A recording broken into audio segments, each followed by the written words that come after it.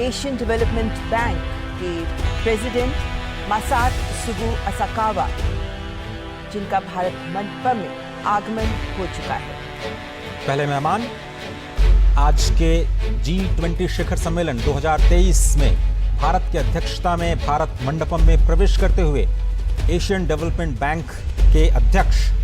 Asian development bank जो Asia और प्रशांत क्षेत्र में समावेशी विकास की सोच को आगे बढ़ाता है, बहुत ही और आवश्यक। इसी सोच के तहत ये बैंक विभिन्न देशों को वित्त भी उपलब्ध कराता है और ये विकास को भी गति देता है। इन मायनों में एशिया के विकास के लिए एशियन डेवलपमेंट बैंक अपनी भूमिका लगातार बढ़ाता रहा है। बहुत बड़ी भूमिका 21वीं सदी, एशिया की सदी और एशिया में फाइनेंस की जो समस्या है उसको दूर करने के लिए एडीबी ने महत्वपूर्ण भूमिका निभाई और कैसे इसको और सशक्त किया जाए, कैसे इसका बेहतर कैपिटलाइजेशन किया जाए, उस पर भी फोकस एडीबी का इस वक्त आप देख रहे हैं। भारत मंडपम के अंदर की तस्वीरें जहां पर योग मुद्राएं भारत की संस्कृति और सभ्यता से हमारे विदेशी मेहमानों को परिचित कराते हुए नजर आएंगे। प्रधानमंत्री नरेंद्र मोदी औपचारिक रूप से इन सभी नेताओं का स्वागत करेंगे। एशियन डेवलपमेंट बैंक के president Masatsugu Asakawa Bharat Mandapam में प्रवेश कर चुके हैं और अब कुछ ही पलों में प्रधानमंत्री उनका औपचारिक स्वागत करेंगे। भारत मंडपम में जिस स्थान से हमारे राष्ट्राध्यक्ष विभिन्न मेहमान गुजरेंगे, उन्हें फ्लैग्स के द्वारा झंडे लगाकर उनका स्वागत किया जा रहा है और भारत मंडपम की खूबसूरती से दो चार होते हुए ये सभी हमारे मेहमान मुख्य स्थल तक पहुंचेंगे। तो एशियाई क्षेत्र में इंफ्रास्ट्रक्चर डेवलपमेंट को बढ़ावा देने के लिए एडीबी की बहुत ही महत्वपूर्ण भूमिका है और भारत एक बहुत ही अहम हिस्सा इस। तो प्रधानमंत्री नरेंद्र मोदी इस वक्त एशियन डेवलपमेंट बैंक के प्रेसिडेंट मासात्सुगु असाकावा का स्वागत करते हुए फाइनेंशियल स्टेबिलिटी बोर्ड, वित्तीय स्थिरता बोर्ड के अध्यक्ष क्लास नॉट भारत मंडपम में प्रवेश कर चुके हैं। 2021 से ही वे एफएसबी के अध्यक्ष रहे हैं। उन्हें एक लंबा अनुभव रहा है। यूरोपियन सेंट्रल बैंक के गवर्निंग काउंसिल के भी सदस्य हैं, जनरल काउंसिल के भी सदस्य हैं और वे आईएमएफ के बोर्ड ऑफ गवर्नर्स के भी सदस्य हैं। प्रधानमंत्री Narendra Modi financial stability board FSB के अध्यक्ष क्लास नॉट का स्वागत करते हुए। और एफएसबी बहुत इंपॉर्टेंट इसलिए क्योंकि आईएमएफ के साथ मिलकर के इन्होंने सिंथेसिस और इस वक्त ट्रॉयका देशों के राष्ट्राध्यक्ष, जिनमें इंडोनेशिया के राष्ट्रपति जोको विदोदो का भारत मंडपम में आगमन। इंडोनेशिया जो पहले अध्यक्ष रहा है ट्रॉयका, यानी वे 3 देश ट्रॉयका में शामिल होते हैं जिससे अध्यक्षता भारत ने ली और जिसे भारत अध्यक्षता देगा, यानी ब्राजील। और इस वक्त इंडोनेशिया के राष्ट्रपति जोको विदोदो का आगमन हो चुका है। आसियान समिट के दौरान प्रधानमंत्री नरेंद्र मोदी ने इंडोनेशिया की अध्यक्षता का पूरा समर्थन किया और G20 के लिए समर्थन की बात की। आसियान के मोर्चे पर भी उस मंच पर भी उन्होंने G20 के प्राथमिकताओं का जिक्र किया और उन्होंने कहा कि ये सभी एशिया की है, ये सभी हम सब की है और इसलिए जो free and open Indo Pacific है उस पर फोकस करना आसियान क्षेत्र को बहुत ही आवश्यक। और इस वक्त आप देख सकते हैं यूनाइटेड किंगडम के प्रधानमंत्री ऋषि सुनक का आगमन भारत मंडपम में।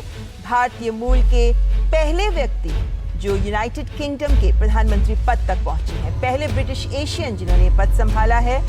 और आप पहले राजकोष के चांसलर भी रह चुके हैं, ट्रेजरी के मुख्य सचिव भी रहे देश में और अब यूनाइटेड किंगडम के प्रधानमंत्री पद को संभालते हुए ऋषि सुनक, हमने देखा कि कल जैसे ही वे हवाई जहाज से उतरे, उन्होंने सबसे पहले प्रणाम किया और इस वक्त प्रधानमंत्री नरेंद्र मोदी गर्मजोशी के साथ गले मिलते हुए ऋषि सुनक के साथ और हैंडशेक करते हुए औपचारिक स्वागत। G20 का समर्थन और सबकी निगाहें होंगी भारत यूके FTA वार्ता पर, जो कि बहुत ही फाइनल स्टेज में है और दोनों नेता इसको अंतिम रूप दे सकते हैं। पूरी दुनिया की निगाहें इस पर होंगी कि भारत यूके FTA को लेकर के दोनों देश कैसे आगे बढ़ते हैं और G20 के सभी मुद्दों पर समर्थन करते हुए ऋषि सुनक स्पष्ट तौर पर, खुले तौर पर, औपचारिक तौर पर। इस वक्त यूरोपियन यूनियन कमीशन की president Ursula von der lion.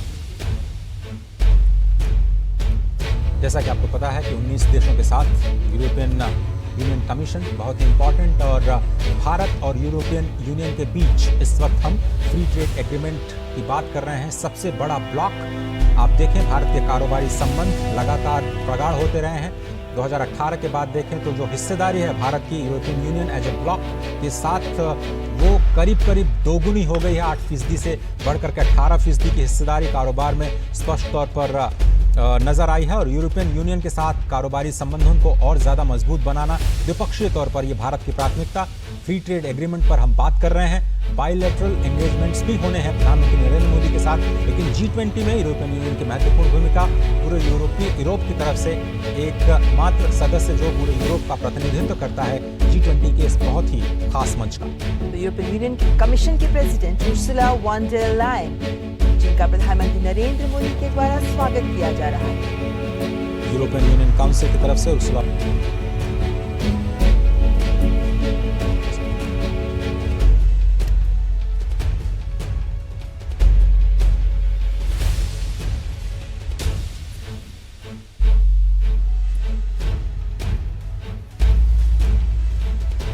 रूस के विदेश मंत्री सर्गेई लावरोव का भी आगमन। व्लादिमीर पुतिन नहीं आ पाए, उनकी जगह सर्गेई लावरोव रूस का प्रतिनिधित्व करते हुए। रूस एक शक्तिशाली देश जिसकी आवाज G20 और G20 सदस्य देशों में सबसे पहले मेक्सिको के आर्थिक मामलों की मंत्री राकेल बुएनरोस्ट्रो सैंचेज।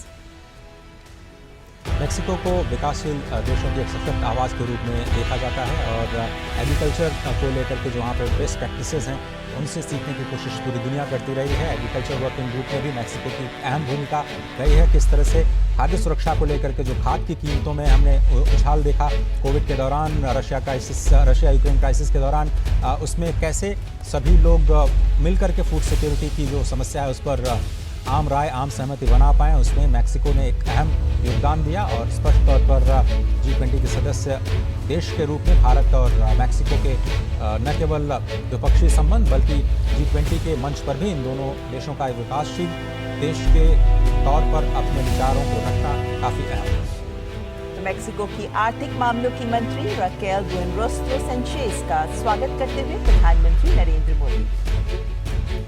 मेक्सिको के राष्ट्राध्यक्ष का ही G20 शिखर सम्मेलन में आना था, लेकिन स्वास्थ्य कारणों से वे नहीं आ। अर्जेंटीना के राष्ट्रपति एल्बर्टो फर्नांडेज। 2018 में जब अर्जेंटीना ने G20 की अध्यक्षता की तो उस वक्त फूड सिक्योरिटी को एक मुद्दा बनाया। शायद किसी को नहीं पता होगा कि उसके बाद कोविड और उसके बाद रशिया और यूक्रेन क्राइसिस के बाद फूड इनसिक्योरिटी दुनिया के लिए सबसे बड़ी चुनौती बन जाएगा। लेकिन आज भारत ने जबरदस्त लीडरशिप का परिचय दिया। Fuel crisis, food crisis, fertiliser crisis, 3F की जो क्राइसिस है उसको सेंटर में रखते हुए वार्ताओं के जरिए कैसे इस संकट का एक साझा हल निकाला जाए, पुरजोर कोशिश की भारत ने अपनी ओर से। तो प्रधानमंत्री नरेंद्र मोदी अर्जेंटीना के राष्ट्रपति एल्बर्टो फर्नांडेज का स्वागत करते हुए। अर्जेंटीना जो भारत के साथ कई विभिन्न समूहों में मंच साझा करता है, और इस वक्त G20 शिखर सम्मेलन में जापान के प्रधानमंत्री फुमियो किशिदा जो पूर्व प्रधानमंत्री शिंजो आबे की सरकार में विदेश मंत्री भी रह चुके हैं 2012 से 2017 तक, और इसीलिए भारत के साथ संबंधों को वे पूरी तरह और बेहतरीन तरीके से परिभाषित कर रहे हैं। जापान एक महत्वपूर्ण देश है हमारे लिए, जिसके साथ हम विभिन्न मंचों पर हम सहयोगी के तौर पर काम करते हैं। जापान ने पूरा समर्थन दिया है भारत का ग्लोबल साउथ के लीडर के तौर पर। स्पष्ट तौर पर जब ऐसा कहने में संकोच नहीं होना चाहिए कि जब भारत और चीन की बात आती है तो जापान हमेशा भारत के पक्ष में खड़ा रहा है। कई अंतर्राष्ट्रीय मंचों पर जापान ने खुल करके भारत का समर्थन किया है, भारत के विचारों का, और भारत के पक्ष में अपने विचार रखे हैं। प्रधानमंत्री नरेंद्र मोदी जापान के प्रधानमंत्री फुमियो किशिदा का स्वागत करते हुए, और इस वक्त तुर्की के राष्ट्रपति रिसेप तैयप एर्दोआन का भारत मंडपम में आगमन। 2 2003 से 2014 तक आप तुर्की के प्रधानमंत्री रहे हैं। इससे पहले आप इस्तांबुल के मेयर भी रहे हैं और अब तुर्की के राष्ट्रपति के तौर पर महत्वपूर्ण जिम्मेदारी निभाते हुए और G20 के मंच पर अपने देश को प्रस्तुत करते हुए। तुर्की ने 2015 में G20 की अध्यक्षता संभाली थी और उस वक्त इंक्लूसिवनेस, इन्वेस्टमेंट और इम्प्लीमेंटेशन के 3I के इर्द गिर्द पूरी की पूरी प्रेसिडेंसी तुर्की की थी। और भारत की प्रेसिडेंसी में इंक्लूसिव एक पहला एजेंडा जिसको कहा जा सकता है और एक्शन ओरिएंटेड जो हमारा अंतिम एजेंडा है जिसको आप इम्प्लीमेंटेशन के साथ जोड़ सकते हैं। तो दोनों ही प्रेसिडेंसी में काफ़ी समानता दिखाई देती हुई और बहुत ही। और 2015 में जब तुर्की की अध्यक्षता में G20 शिखर सम्मेलन हुआ था तब W20 विमेन 20 का भी एंगेजमेंट ग्रुप जिसका निर्माण किया गया था, जिसका गठन किया गया था और वहीं से महिला विमर्श के मुद्दों को भी आगे बढ़ाया गया, जिससे पहले G20 में कोई महिलाओं के मुद्दे पर विमर्श का अलग से कोई समूह नहीं था। तो तुर्की के राष्ट्रपति रिसेप तैयप एर्दोआन का स्वागत करते हुए प्रधानमंत्री नरेंद्र मोदी इंक्लूसिव और यूरोपियन यूनियन कमीशन की तरफ से यूरोपियन यूनियन काउंसिल के प्रेसिडेंट शार्ल मिशेल जो कि यूरोपियन यूनियन कमीशन के प्रेसिडेंट हैं और इस वक्त आपकी स्क्रीन पर नजर आ रहे थे। और इस वक्त दक्षिण अफ्रीका के राष्ट्रपति एम सिरिल रामाफोसा एक महत्वपूर्ण शख्सियत हैं। श्री एम सिरिल रामाफोसा जो रंग भेद विरोधी कार्यकर्ता रहे हैं, ट्रेड यूनियन के नेता रहे हैं, पेशे से व्यापारी भी रहे हैं। 2014 से 2018 तक आप दक्षिण अफ्रीका के उपराष्ट्रपति रहे और अब दक्षिण अफ्रीका के राष्ट्रपति के पद पर विराजमान और G20 शिखर सम्मेलन में दक्षिण अफ्रीका के राष्ट्रपति एम सिरिल रामाफोसा का आगमन। हाल ही में ब्रिक्स समिट की सफल मेजबानी करने के बाद अब G20 के मंच पर दोनों ही नेता एक बार फिर से कुछ ही दिनों में मिलते हुए विकासशील देशों के साझा हितों को वैश्विक मंच प्रदान करते हुए दोनों देशों के संबंध कारोबारी तौर पर, सांस्कृतिक तौर पर और मानवीय तौर पर बहुत ही प्रगाढ़, बहुत ही प्राचीन। प्रधानमंत्री नरेंद्र मोदी दक्षिण अफ्रीका के राष्ट्रपति एम सिरिल रामाफोसा का स्वागत करते हुए, हैंडशेक करते हुए, फॉर्मल फोटो ऑप देते हुए। संगठन के अध्यक्ष जिनका स्वागत हो रहा था और अब आमंत्रित देशों के प्रतिनिधि और अध्यक्ष, राष्ट्राध्यक्ष जिनका स्वागत करेंगे प्रधानमंत्री नरेंद्र मोदी। और इस वक्त स्क्रीन पर आप देख सकते हैं ओमान के उप प्रधानमंत्री सईद असाद बिन तारिक अल सईद जिनका आगमन मंडपम में। ओमान की कैबिनेट में सुल्तान के बाद दूसरे सबसे वरिष्ठ अधिकारी उप प्रधानमंत्री भी होते हैं और ऐसे में अपने देश ओमान का G20 में आमंत्रित देश के तौर पर प्रतिनिधित्व कर रहे हैं ओमान के उप प्रधानमंत्री। अतिथि देवो भव की अवधारणा को जमीन पर उतारते हुए भारत मंडपम में G20 की अध्यक्षता और शिखर सम्मेलन से ठीक पहले सबसे पहले अंतर्राष्ट्रीय संस्थान और उसके बाद अतिथि राष्ट्र, उनका स्वागत, ये हमारी परंपरा और बहुत ही इम्पॉर्टेंट इन अतिथि देशों का G20 की बैठकों में शामिल होना एक ग्लोबल इम्पॉर्टेंस उनके लिए। तो प्रधानमंत्री नरेंद्र मोदी ओमान के उप प्रधानमंत्री सईद असाद बिन तारिक अल सईद का स्वागत करते हुए फॉर्मल फोटो ऑप देख सकते हैं। इजिप्ट के राष्ट्रपति अब्देल फतेह अल सीसी, इजिप्ट जहां पर भारत अपने बहुत ही करीबी रिश्ते साझा करता है और राष्ट्रपति अब्देल फतेह अल सीसी भारत के साथ अपने रिश्तों को प्रगाढ़ करने के लिए कई महत्वपूर्ण कदम उठा चुके हैं। बहुत इंपॉर्टेंट और आपको ध्यान होगा कि प्रधानमंत्री ने हाल ही में इजिप्ट की यात्रा भी की और दोनों देशों और ऐतिहासिक यात्रा, कई सालों के बाद कोई भारत का प्रधानमंत्री इजिप्ट की यात्रा पर गया और बहुत ही गर्मजोशी के साथ उनका स्वागत किया गया। मुझे लगता है कि वहीं पे इन्विटेशन प्रधानमंत्री ने दिया और इस वक्त तस्वीरें आपके सामने। प्रधानमंत्री नरेंद्र मोदी इजिप्ट के राष्ट्रपति अब्देल फतेह अल सीसी का स्वागत करते हुए, हैंडशेक करते हुए। कोणार्क के सूर्य मंदिर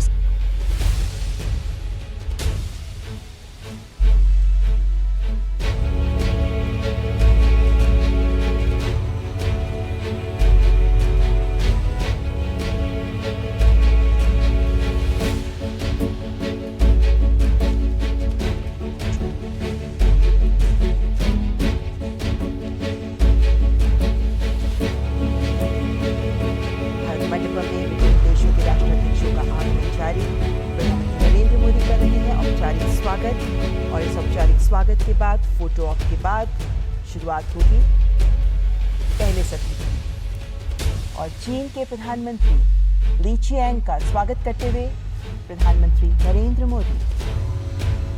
चीन जो G20 शिखर सम्मेलन के विभिन्न मंचों पर विभिन्न चर्चाओं में ये बनता है और इस वक्त ऑस्ट्रेलिया के प्रधानमंत्री एंथनी नॉर्मन एल्बनीजी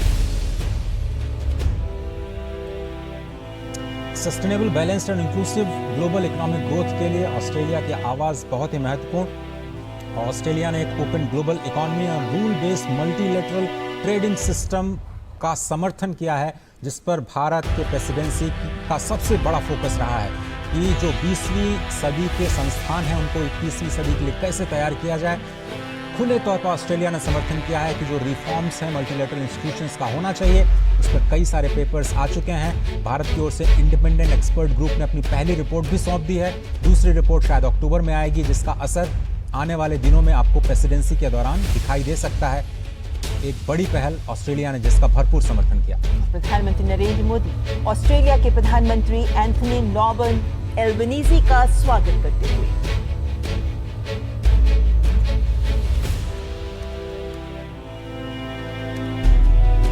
ऑस्ट्रेलिया जिसके साथ भारत अपने संबंधों को विभिन्न स्तरों पर आगे बढ़ा रहा है और इस वक्त ऑस्ट्रेलियाई प्रधानमंत्री एंथनी एल्बनीजी का प्रधानमंत्री ने स्वागत किया और इस वक्त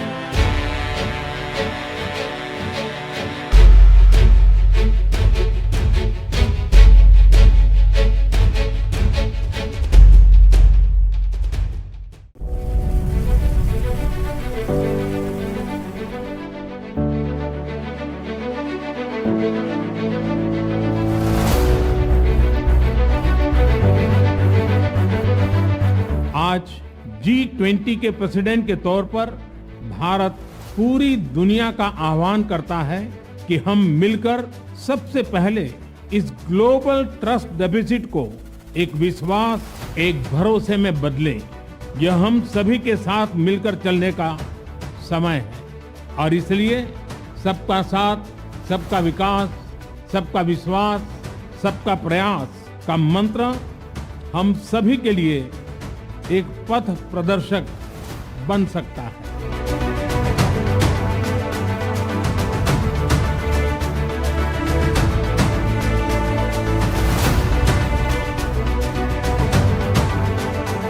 जब बरसों पुरानी चुनौतियां हमसे नए समाधान मांग रही है, 21वीं सदी का यह समय पूरी दुनिया को नई दिशा दिखाने वाला और नई दिशा देने वाला एक महत्वपूर्ण समय है।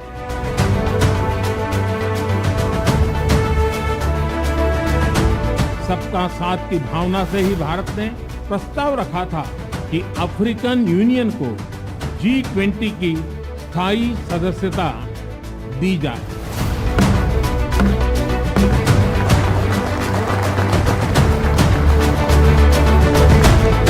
भारत की G20 प्रेसिडेंसी देश के भीतर और देश के बाहर इंक्लूजन का, सबका साथ का प्रतीक बन गई है। भारत में ये पीपल्स G20 बन गया।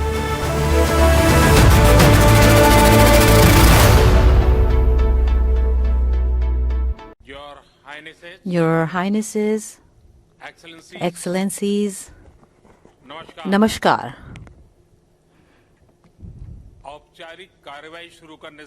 Before I officially start this meeting, I would like to give you a message on behalf of all of us. We would like to offer our deepest condolences to the effects of the earthquake in Morocco, which has been reported recently. I pray that all the injured will recover at the earliest. In this difficult time, the entire world, the entire international community stands with Morocco, and we are ready to send them the best possible assistance. Your Highnesses, Excellencies, India, as President of the G20, warmly welcomes all of you. Just a few kilometers from where we are gathered today stands a pillar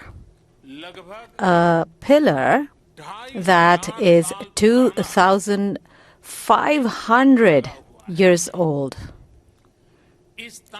And on this pillar,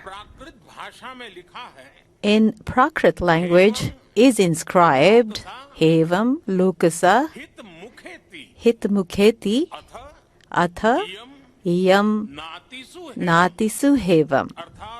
This means, may the welfare and happiness of mankind be ensured at all times. 2,500 years ago, this land, India, gave this message to the world.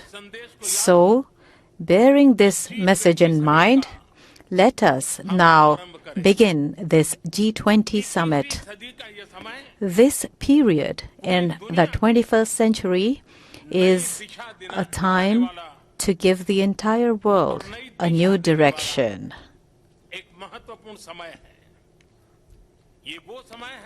It is a time in which age-old challenges are demanding new solutions from us, and therefore it is with a human-centric approach that we must fulfill each of our responsibilities and move forward. Friends, after the COVID-19 pandemic, the world is now going through a major crisis, and that is a lack of trust.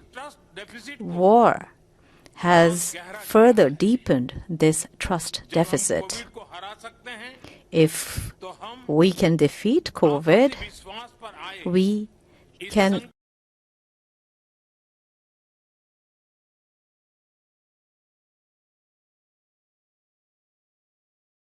President of the G20, India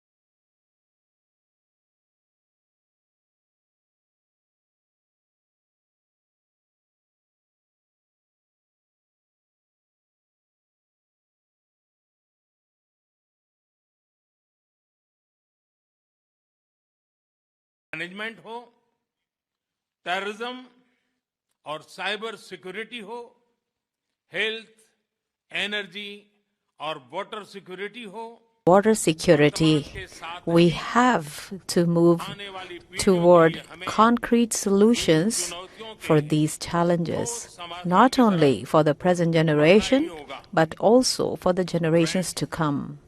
Friends, India's G20 presidency has become a symbol of inclusion with a spirit of together with all, both within and outside the country. In India, this became the People's G20, and millions of Indians became a part of it. More than 200 meetings were organized in over 60 cities in the country. It is in the spirit of together with all that India proposed permanent membership for the African Union in the G20. I am confident that we have a consensus on this proposal.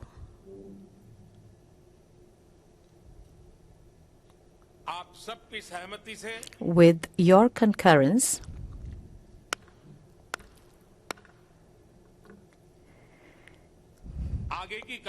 before we proceed, I would like to invite the chair of the African Union to take his place as a permanent member of the G20.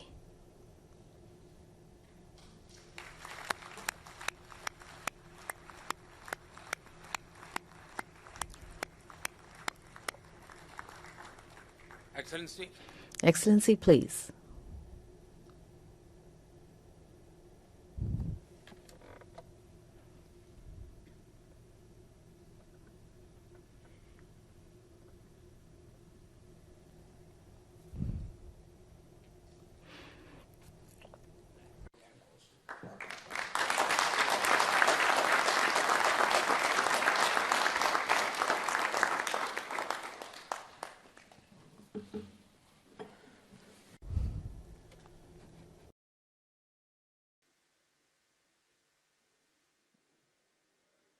Your Highnesses, Excellencies, इस special event में आप सबका हार्दिक स्वागत है। मेरे मित्र राष्ट्रपति Biden के साथ इस इवेंट को को-चेयर करते हुए मुझे हार्दिक खुशी हो रही है। आज हम सब ने एक महत्वपूर्ण और ऐतिहासिक समझौता संपन्न होते हुए देखा है। आने वाले समय में यह भारत, पश्चिम एशिया और यूरोप के बीच इकोनॉमिक इंटीग्रेशन का प्रभावी माध्यम होगा। यह पूरे विश्व में कनेक्टिविटी और विकास को सस्टेनेबल दिशा प्रदान करेगा। मैं हिज एक्सेलेंसी राष्ट्रपति Biden, his royal highness crown prince and prime minister Mohammed bin Salman, his royal highness राष्ट्रपति Sheikh Mohammed bin Zayed, his excellency राष्ट्रपति Macron, his excellency chancellor Scholz, her excellency प्रधानमंत्री Meloni और her excellency president von der Leyen, इन सबको इस initiative के लिए मैं बहुत बहुत बधाई देता हूं। फ्रेंड्स, मजबूत कनेक्टिविटी और इंफ्रास्ट्रक्चर मानव सभ्यता के विकास का मूल आधार है। भारत ने अपनी विकास यात्रा में इस विषय को सर्वोच्च प्राथमिकता दी है। फिजिकल इंफ्रास्ट्रक्चर के साथ साथ सोशल, डिजिटल तथा फाइनेंशियल इंफ्रास्ट्रक्चर में अभूतपूर्व पैमाने पर निवेश हो रहा है। इससे हम एक विकसित भारत की मजबूत नींव रख रहे हैं।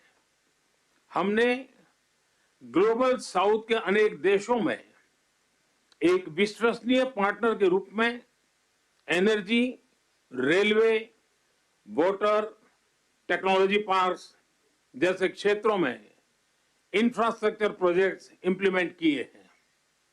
इन प्रयासों में हमने डिमांड ड्रिवन और ट्रांसपेरेंट अप्रोच पर विशेष रूप से बल दिया है।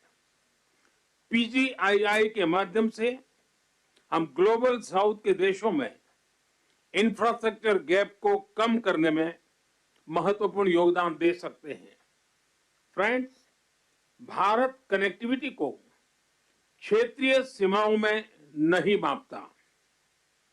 सभी क्षेत्रों के साथ कनेक्टिविटी बढ़ाना भारत की मुख्य प्राथमिकता है। हमारा मानना है कि कनेक्टिविटी विभिन्न देशों के बीच आपसी व्यापार ही नहीं, आपसी विश्वास भी बढ़ाने का स्रोत है।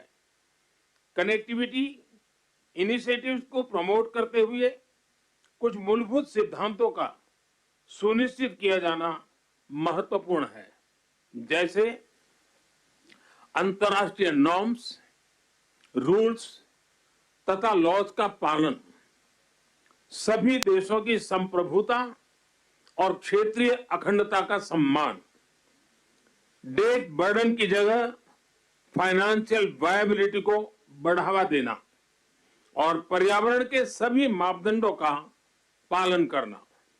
आज जब हम कनेक्टिविटी का इतना बड़ा इनिशिएटिव ले रहे हैं, तब हम आने वाली पीढ़ियों के सपनों के विस्तार के बीज बो रहे हैं। मैं इस ऐतिहासिक अवसर पर सभी लीडर्स को मैं बहुत बहुत शुभकामनाएं देता हूं और सबका बहुत बहुत धन्यवाद करता हूं।